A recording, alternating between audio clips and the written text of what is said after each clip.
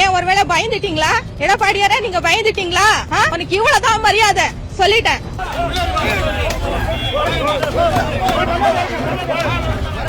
இங்க பாரு, நீ ஒரு சிஎம்மா? ஒரு பொம்பளை போய் துரக்கிறியா? நீ ஒரு சிஎம்மா? நீ சிஎம் ஆக முடியுமா? ஒரு பெண்ணை வந்து துரத்துறியா? நீ ஒரு ஆம்பளையா? நான் கேக்குறேன். நீ எப்படி வந்தேன்னு எனக்கு தெரியும். நீ யார் கால் தொட்டு கும்பிட்டு வந்தேன்னு எனக்கு தெரியும். உங்க தொண்டர்களை விட்டு என் காரை அடிக்க சொல்றீங்க.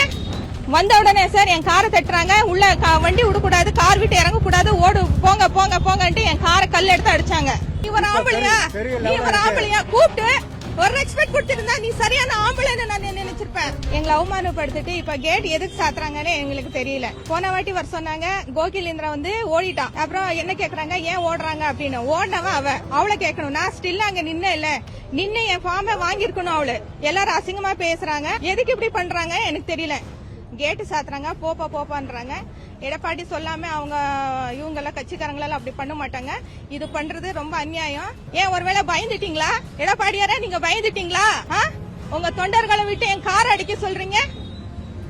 நீ எப்படி வந்தேன்னு எனக்கு தெரியும். நீ யார் கால் தொட்டு கும்பிட்டு வந்தேன்னு எனக்கு தெரியும். உனக்கு இவ்வளவுதான் மரியாதை சொல்லிட்டேன். இங்க பாரு, நான் வந்து சும்மா வரல, பணம் கட்டிட்டு தான் வந்திருக்கேன். வந்த உடனே சார் என் காரை தட்டுறாங்க. உள்ள வண்டி விடக்கூடாது, கார் விட்டு இறங்க கூடாது, ஓடு போங்க போங்க போங்கன்ட்டு என் காரை கல் எடுத்து அடிச்சாங்க.